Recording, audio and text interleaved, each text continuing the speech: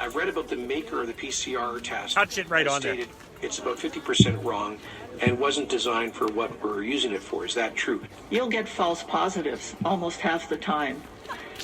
It's true that based on how many cycles the PCR test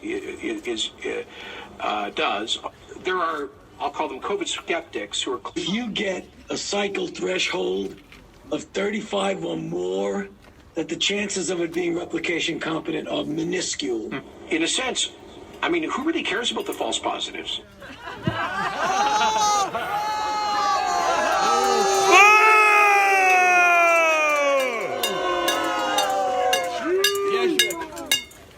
So that's what we call in the police prima facie evidence. Well done, Kenney. We don't need a guilty plea, you've just given us one.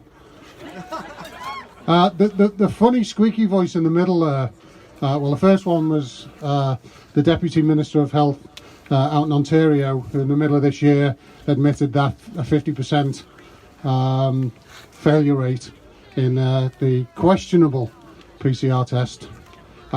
Kenney told us about, you know, he in that same speech he said we should all listen to Dr. Facie. Well, Dr. Facie was the one in there saying 35 and above, that's a waste of time. In fact, it's pretty much criminal. So Kenney, yeah, let's take Dr. Facie by his word.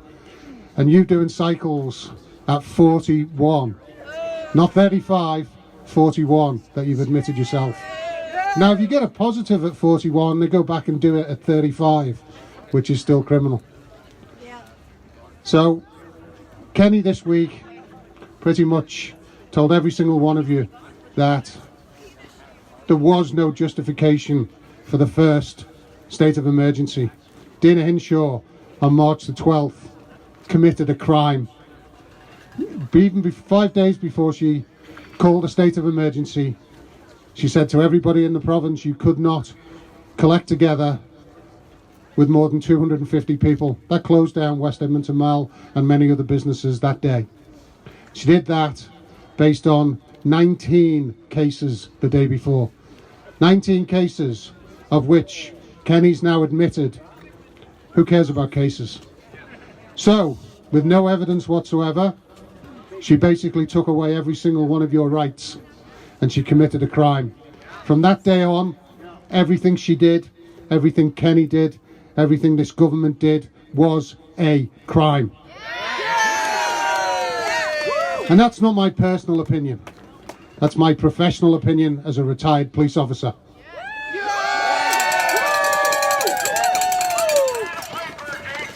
In the world of justice, of which there doesn't seem to be much anymore, which is ironic, because the building we're all standing in front of right now is the Alberta Justice Building. Wave to them all. They're not in there. They're never in there. But in the world of justice, there is no difference between negligently or with intent. It doesn't matter whether you're incompetent in committing a crime or whether you do it deliberately. So guess what, Kenney, Dana Hinshaw, Shandro, our brilliant mask demonstrator, putting on his masks over the top of his glasses when he was talking about the vaccines a week or so ago. I hope you all saw that. That has got to be, I mean, somebody should submit that for the funniest video, because you're definitely going to win. Make some money off that one. All these government officials, all of these government officials, at whatever level you are on, if you commit an offence of gross negligence or criminal, you have no protection under the law. Everybody thinks the government gets a pass on being, I won't say, they don't. Gross negligence or criminal activity, there is no pass. So, in Kenney's own words this week, who cares about false positives? Every single person in this province and every single person in the world cares about false positives, because all we've heard for a year now is cases, cases, cases. A single case will shut down a care home from an asymptomatic staff member. In fact, even the family member of an asymptomatic staff member, that case shuts down, isolates, imprisons all the people in that care home. It's happened to my mother-in-law now 5 times. She's been locked up. Some of these care homes have up to 500 residents, 500 or more members of staff, and then all their families. So one case that you have now admitted, Kenney, who cares about false positives, one case destroys their life. During that time, those residents fail to thrive and die. That blood is on your hands. Dina Hinshaw, that blood is on your hands. And this virus that they want to tell us we all should be inside and wear masks, well, most people who've been tested positive with these cases, over 80% of them wear a mask. So who are the ones spreading this? And if you are wearing a mask, I hope you never take it off, because you might be asymptomatic all the time. Ridiculous. You're not only asymptomatic when you go into Home Depot. You're not only asymptomatic when you walk those few feet to the restaurant table. Wake up. So again, I'm going to say one last thing. Today I've witnessed the sheriff doing a wonderful job. Last week I witnessed EPS do a wonderful job in protecting from, these peace-loving, mask-wearing morons. Yes, I did use that word. You think you're fighting for anybody else with your masks. You think we're the danger. Well, we have one person who can't walk properly right now because of you mask-wearing people.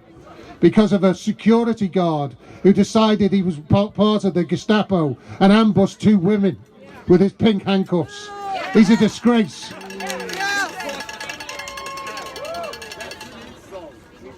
So I do want to say one last thing about the sheriff and EPS. As well as being a retired police officer, I worked on one of the biggest police projects in Canada a number of years ago. During that project, the RCMP refused to talk when the sheriff walked into the room. They said they didn't have the security clearance, and they treated them with a serious amount of contempt, shall we say. Calgary, I always had a lot of respect for, and EPS actually used to have a bad reputation. There's a saying in all the other police agencies that Edmonton's motto is, we're not happy till you're not happy. Well, guess what? This week, in the last few weeks, in fact the last few months, the sheriff has shown more professionalism than any RCMP member. I hear story after story of the RCMP going in and doing things, and they haven't got a clue. They haven't read any orders. They haven't read what the law states. They have no idea what they're doing, but they're just going in as bully boys. The RCMP, there's a reason I don't wear this anymore, and it'll never go back on again, even after this is over. You are no longer the people that you swore you would be. You are a disgrace. The sheriffs here have shown more honour, more professionalism than any one of you. And Calgary Police, those 2 policewomen that kicked poor Ocean to the floor, you're a disgrace. The poor officer who lost his life last week, I didn't speak last week because I didn't want to beat up on any of my colleagues when they were hurting from an officer who died. I have a lot of respect for that officer. He didn't deserve to lose his life, and certainly not doing his job. Nobody does. But Calgary, you're getting a bad reputation now. Watch what your colleagues here in Edmonton are doing, except I'm sure Peter's got something to say about EPS. Hopefully he's an exception, the guy who dragged you out. But I've actually seen in these last few weeks something that has made me proud to have worked alongside the sheriffs, to have worked alongside EPS. And the rest of you, the RCMP, Lethbridge, Medicine Hat, Glenn, not the Glenn here, he knows who I'm talking about. All of you, look at what the sheriff's doing. They're here protecting people. They're here protecting the rights of the people. They're here doing what they swore an oath to do. It's not an easy job when the government is telling them to do something that goes against everything they believe in. But they are stuck between a rock and a hard place right now. But I want to say one last thing. Time's running out. The government is never, ever going to back down. They have walked themselves into a corner. They just announced the new strain, the new super strain that's sweeping across the UK. I wonder if Allard brought that back, coming back from the UK on that little trip over the holidays. God knows how some of these politicians got back into the country, because you or I go out the country right now, good luck getting back in. But these politicians did. And worst case scenario for them is they have to resign and get a big fat taxpayer's pension. Well, guess what? None of you get that. So right now, until the police and the armed forces decide to follow their oath and realise that these politicians are breaking the law and destroying lives, what we can do is what's going to happen on Monday. Business after business in this province is going to open up.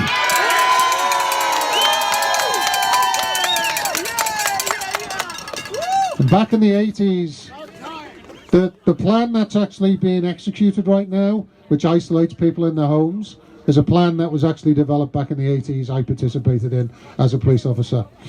It's the only plan the governments have where they isolate people in their home.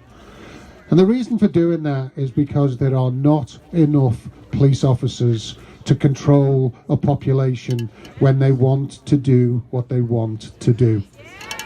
There is a reason that the oath that started the police from Sir Robert Peel, and there's a reason that British police officers are called bobbies, named after Sir Robert Peel.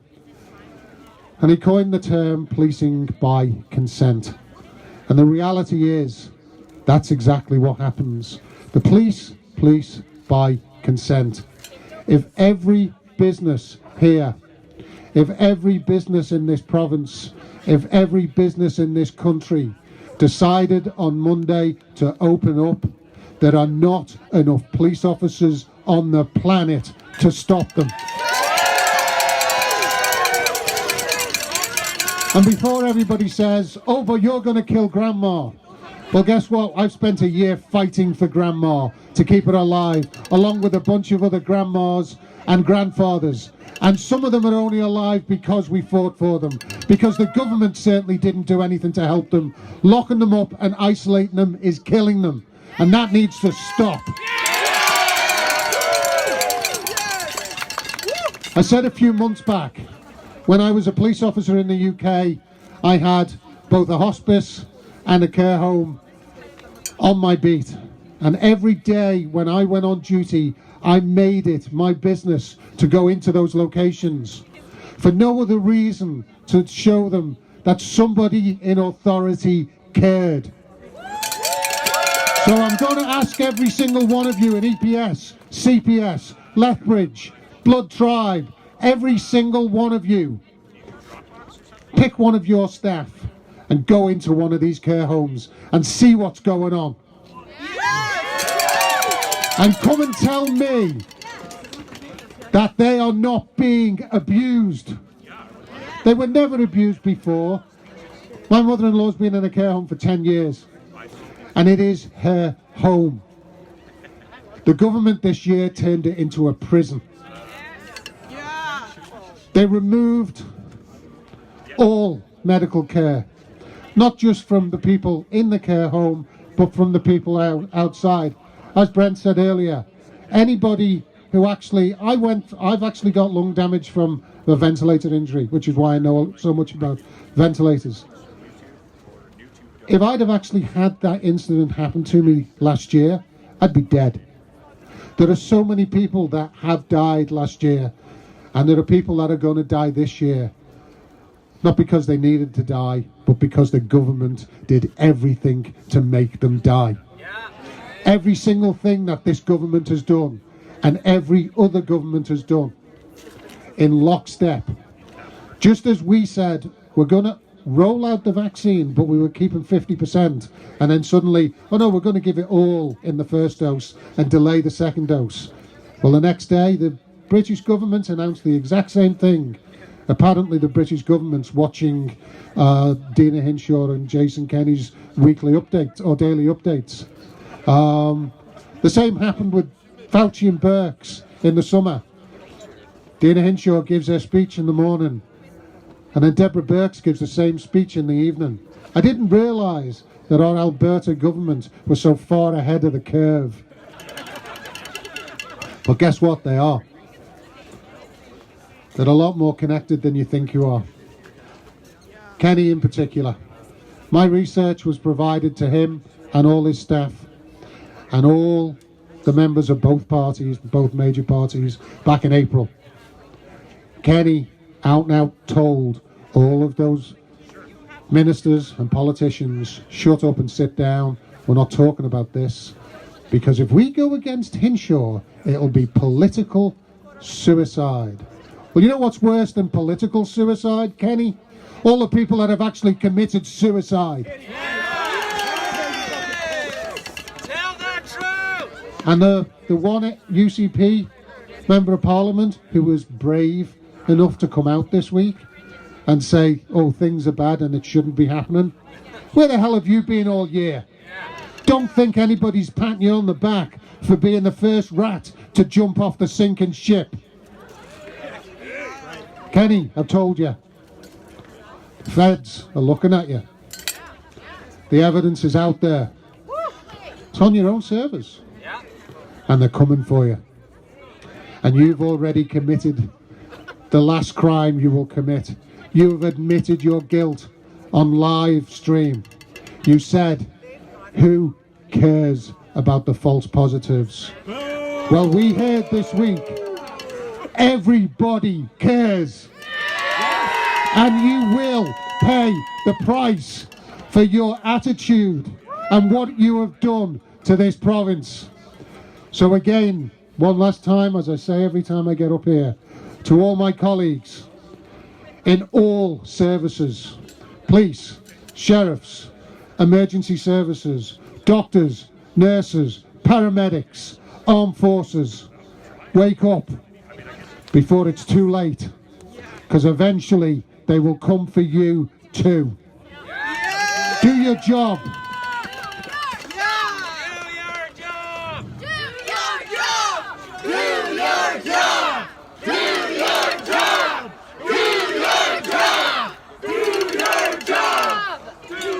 As I said, the sheriff are doing their job right now. I'm happy about that.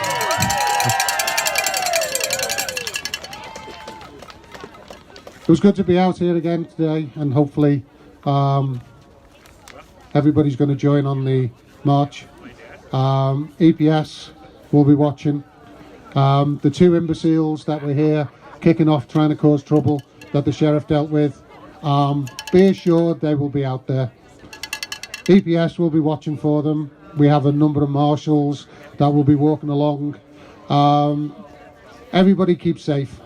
Everybody stay together. Follow the rules. Don't wander out into traffic.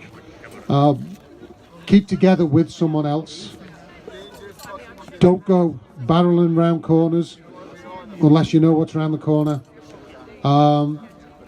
Things are going to get ugly like they did last week, and hopefully we'll all get through this. Times are going to get hard soon, but coming here every week is what charges my batteries.